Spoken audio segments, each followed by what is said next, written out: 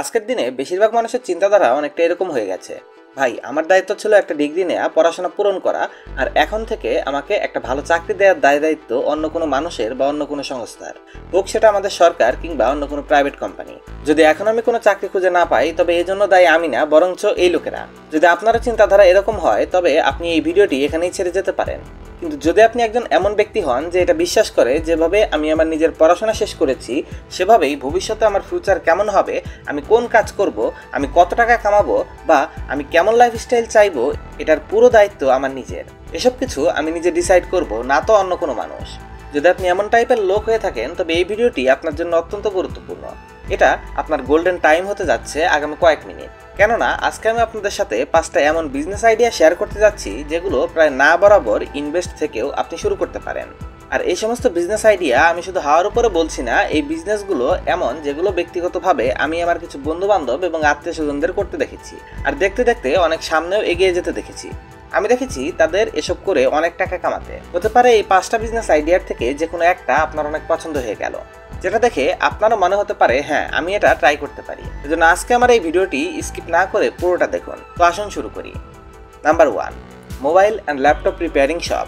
এটা নতুন করে বলার প্রয়োজন নেই, আজকের দিনে মোবাইল ফোন আর কম্পিউটার, ল্যাপটপ আমাদের জীবনের অত্যন্ত ইম্পর্টেন্ট পার্ট হয়ে গেছে। প্রতিটা মানুষের যেমন বেঁচে থাকার জন্য খাদ্য, বস্ত্র আর বাসস্থান লাগে, এমনইভাবে আজকের দিনে সামনে এগোনোর জন্য এই টেকনোলজি ডিভাইসগুলো আমাদের জীবনের সবচেয়ে গুরুত্বপূর্ণ জিনিস হয়ে উঠেছে। আপনি একবার চিন্তা করে দেখুন, আপনি আপনার মোবাইলটা ছাড়া লাস্ট টাইম কতক্ষণ ছিলেন, আর কখনো কি আপনার মোবাইলটা নষ্ট হয়েছে? যদি হয়ে থাকে তবে মনে করে দেখুন আপনি ওই মোবাইল যে কোনো মূল্যে ঠিক করার জন্য প্রস্তুত ছিলেন, কেননা এর মধ্যে আপনার খুবই ইম্পর্টেন্ট ডাটা ছিল এবং পার্সোনাল জিনিস ছিল যেগুলো আপনি কোনোভাবেই হারাতে চান না। আর এখান থেকেই আমাদের বিজনেস নাম্বার 1 বের হয়ে আসে। আপনি এই বিজনেসটি শুরু করে মাসে 1 লাখ থেকে 5 লাখ টাকা পর্যন্ত ইজিলি কামাতে পারেন। হয়তো আপনার কাছে এটা বিশ্বাসযোগ্য মনে হচ্ছে না, তবে আমি আপনাদের একটা উদাহরণ দেই।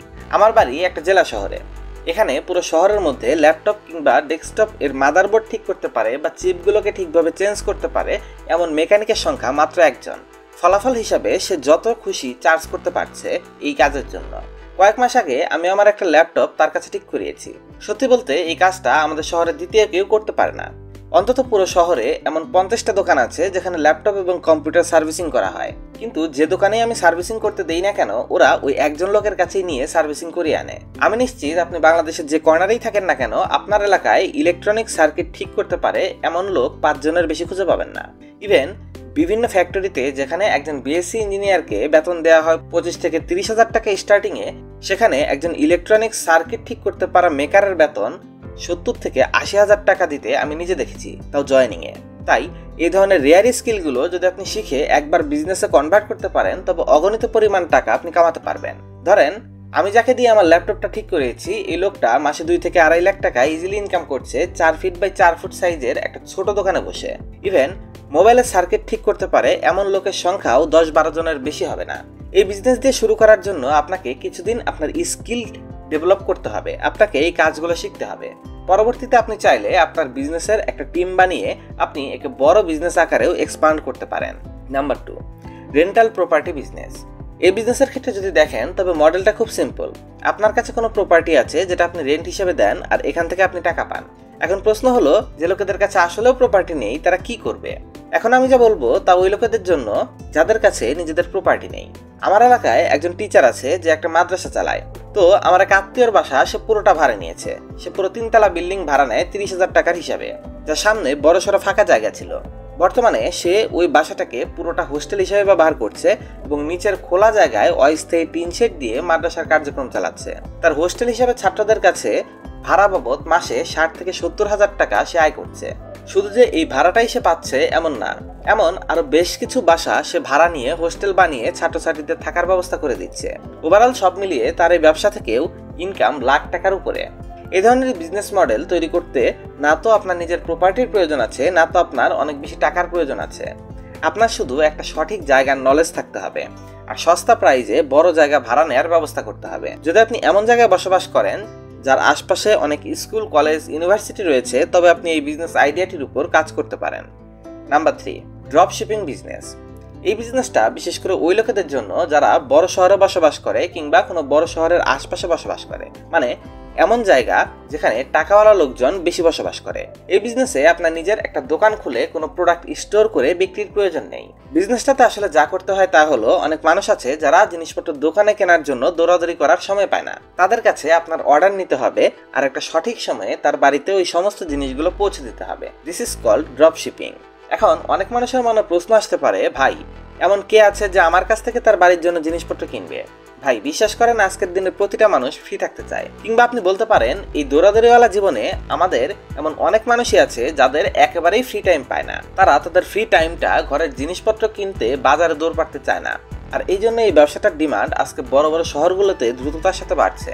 অনেক মানুষ আছে যারা এই ব্যবসা করে আজকে প্রচুর টাকা কামাচ্ছে। আজকে ডিজিটাল টাইম, যেখানে আপনি আপনার একটা অ্যাপ বানাতে পারেন, যেখানে আপনার কাস্টমাররা তাদের প্রয়োজনীয় জিনিসগুলো আপনার কাছে অর্ডার করবে এবং আপনার টিম আপনার আশপাশের কোনো বাজার থেকে জিনিসগুলো কিনে একটা নির্দিষ্ট সময়ে তার কাছে পৌঁছে দেবে। বিশ্বাস করেন, যদি আপনি এই বিজনেসে একবার ঠিকভাবে টিকে যেতে পারেন, তবে এই ব্যবসা আপনাকে লাখ লাখ ইভেন কোটি টাকাও প্রফিট বানিয়ে দিতে পারে। Number 4, clothing. আমার এক ফ্রেন্ড আছে যে আমাকে এই আইডিয়াটা সম্পর্কে বুঝিয়েছে। সেই ব্যবসাটা শুরু তার বাড়িতে একটা বিয়ের প্রোগ্রাম থেকে করেছিল।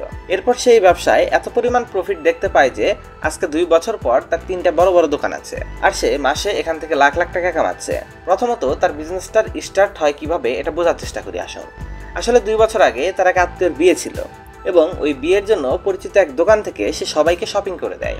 তার যে কাজিনের বিয়ে ছিল, ওই কাজিন ওই দোকান থেকে অনেকগুলো প্রোডাক্ট কিনে আর পরিচিতি থাকার কারণে একটা ভালো রকমের ডিসকাউন্টও পায়। যখন সে বাড়িতে আসে তখন তার আত্মীয় স্বজনরাও ওই কাপড়গুলো খুব পছন্দ করেছিল আর তারাও ওই দোকান থেকে কাপড় কেনার ইচ্ছা পোষণ করে।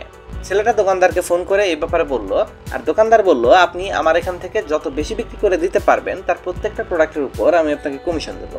কমিশনের কথা শুনে সে হেসে দেয়, ভেবেছিল হয়তো 1-2 হাজার টাকার কমিশন দেবে আর সে মজা করেই হা বলে দেয়। কিন্তু যখন কেনাকাটা কমপ্লিট হয় তখন অনেক পরিচিত লোক সেখান থেকে কাপড় কেনে, যার ফলে তার কমিশন টোটাল হয়েছিল 60,000 টাকা। এটা দেখে সে বুঝতে পারে ব্যবসাটা আসলে অনেক পরিমাণ প্রফিট এনে দেওয়ার চান্স আছে আর এখান থেকেই তার কাপড়ের ব্যবসা শুরু হয়। সে কিছুদিন পর্যন্ত তারই পরিচিত দোকান থেকে রেফারেন্স হিসেবে প্রোডাক্ট বিক্রি করে প্রফিট কামিয়েছিল। এরপর তার নিজের দোকান খুলে নেয় আর আজকের দিনে তার 3টা বড় বড় দোকান আছে যেখান থেকে সে লাখ টাকা কামায়। তাই যে মানুষেরা এই বিজনেসে শুরু করতে চায় তারা শুরুতে কমিশনে কাপড় বিক্রি করে নিজের রিলেটিভ আর সোশ্যাল মিডিয়া প্ল্যাটফর্মে প্রমোট করেও কাজ করতে পারে। আর সময়ের সাথে সাথে যখন ব্যবসার নলেজ বাড়তে থাকবে তখন কাস্টমার বেস তৈরি হয়ে যাবে, তখন চাইলে ব্যবসা নিজেও করতে পারবে। Number 5, old bike and old car selling business. এই বিষয়টা আমরা সবাই জানি যে আজকের দিনের প্রতিটা ব্যক্তির একটা 2 হুইলার বাইক কিংবা একটা 4 চাকার গাড়ির প্রয়োজন। ভেহিক্যাল ছাড়া সার্ভাইভ করা এবং যাতায়াত অনেক মুশকিল হয়ে পড়েছে। আজকে মজদুরি করা ব্যক্তি থেকে শুরু করে অনেক বড় বিজনেসম্যান পর্যন্ত প্রত্যেকের যাতায়াতের জন্য একটা ভেহিকেলের ব্যবহার কম্পালসারি হয়ে গেছে। আর এজন্য এটা আমাদের লিস্টের 5ম বিজনেস আইডিয়া।